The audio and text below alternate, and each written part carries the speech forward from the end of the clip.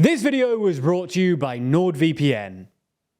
On Thursday, voters in the constituencies of Bedfordshire and Tamworth went to the polls to elect their new MPs, following the resignation of Dorries and the expulsion of Pincher, respectively. So in this video, we're going to take a look at the background of those by-elections, the lead up to the vote, and finally, how Labour managed to win in both constituencies. Before we start, if you haven't already, please consider subscribing and ringing the bell to stay in the loop and be notified when we release new videos. Now, both of these by-elections have been highly speculated about for a while now. In Bedfordshire, the former MP Dorries announced on the 9th of June that she'd be stepping down as MP. But this didn't take place immediately, with the former Culture Secretary instead staying on as a Tory MP until the 29th of August, when she officially handed in her resignation. Her decision to announce her resignation came following an odd exchange that involved Rishi Sunak and Boris Johnson. In essence, she believed that Sunak had deliberately conspired to remove her name from Boris Johnson's life peerages list, and announced her resignation in protest of this decision. A few miles northwest in Tamworth, the former Deputy Chief Whip Pincher was censured by the Commons Select Committee on Standards following allegations of sexual misconduct, something that he later appealed.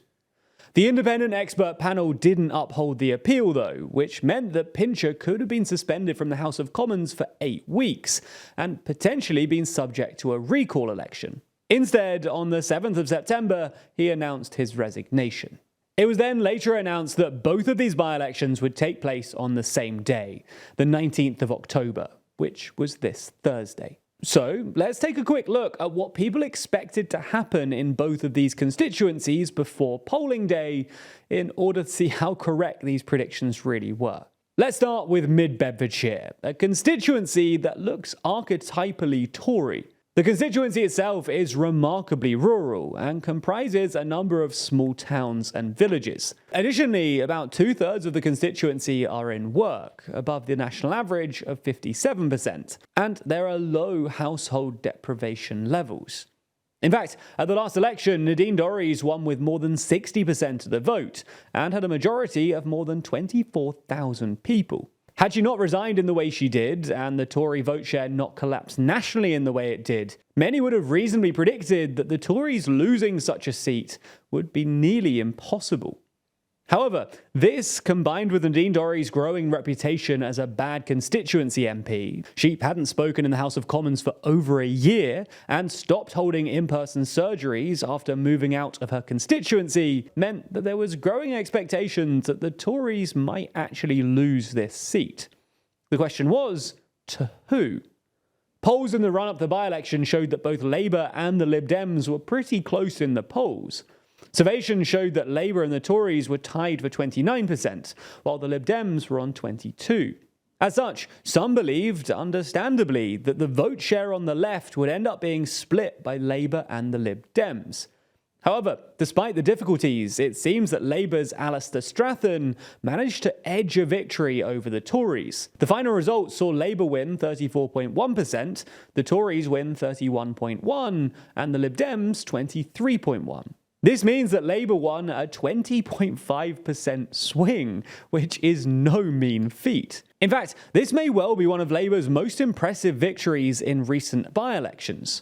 Not only did they overcome the issue of vote splitting on the left, but they also overturned a 25,000 majority in a seat that's been held by the Tories since 1931, and set a new record for the biggest numerical majority overturned in a by-election since 1945. And this victory only seems more impressive when we combine the results from Bedfordshire with those of Tamworth. So let's move on and take a look at what happened there too. Tamworth is a constituency that voted very strongly for Brexit in 2016, but is a less obvious Tory safe seat than Bedfordshire. For example, it has roughly the same level of income wealth as the rest of the country, and prior to 2010 it actually had a Labour MP, although it's been getting progressively more strongly Tory since then. As evidence of this, Chris Pincher won the last election with a majority of 19,634 and an absolutely massive 66% of the vote. Prior to this week's by-election, many thought that this was the more likely constituency to turn red though. Firstly, because of its constituency profile. Secondly, because it's got a smaller Tory majority. And thirdly, because it didn't look like there'll be the same level of vote splitting with the Lib Dems. And to be fair, the Tory candidate for the seat didn't really help swing the dial back towards blue either, with some of his past comments making national news. For instance, it was revealed by the Mirror that Andrew Cooper, the Tory candidate for Tamworth, had drawn a flowchart back in 2020 telling people who couldn't feed their kids to f*** off. Now, considering that there are areas in the Tamworth constituency that are deprived, this really hurt the Tories when campaigning, and almost certainly helped Labour. In the end, it seems that the expectations were proved completely correct, as Labour won the seat, winning 11,719 votes to the Tories' 10,403. This makes it an even bigger swing than mid-Bedfordshire, demonstrating the sheer scale of the Labour victories this week. In fact, while the mid-Bedfordshire victory was historic in its own ways, so too was the Tamworth victory. No government has lost a so safe seat as the Tories just did in Tamworth. Indeed, the scale of these defeats is something that the polling guru, Professor Sir John Curtis, noted on Friday morning as the results came in, with him pointing out that Thursday night is one of the worst nights any government has ever endured, and went on to point out that in the last 3 years of John Major's government, which resulted in a landslide Labour victory, the Tories lost 4 by-elections with a swing of more than 20 to Labour. And just this year, we've had 4 such by-elections in only 3 months. It's clear then that this week's results reflect the dominance of the Labour Party in the national polls, and are, at the very least, indicators that Labour could be well on their way to electoral success in the 2024 general election. For their part, some Tories have even started catastrophising about this. Rob Watson, a BBC political correspondent, pointed out that one senior Conservative suggested that the Tories are going to suffer electoral Armageddon in 2024. And unfortunately for the Tories, if things don't improve for them significantly between now and that election, this fear of Armageddon could prove to be well-founded.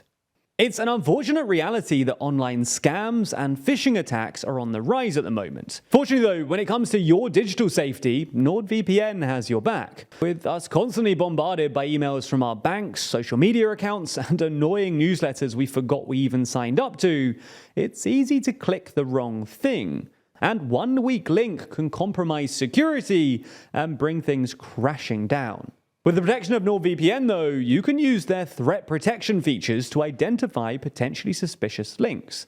And even if you did reach a suspicious website, NordVPN's data encryption tools will protect against a number of other attacks, including malicious man-in-the-middle breaches. Even if things do go wrong though, NordVPN's dark web monitoring service is always scanning your details and passwords, and can actively notify you before you even notice something has gone wrong. Plus, if you sign up now for a 2-year plan using our link, you'll not only get a massive discount, but you'll also get 4 extra months totally free. Now, we've been told that sometimes when people hear us talk about NordVPN, they just open up a new tab and start searching, but don't actually use our link. Now, I'm certainly glad that they get to use the service regardless, but you only get the discount and you only support the channel if you use our link. So if you're trying to improve our journalism by signing up to Nord, then use our link when you do. That way you'll get their great service at a discount and support TLDR.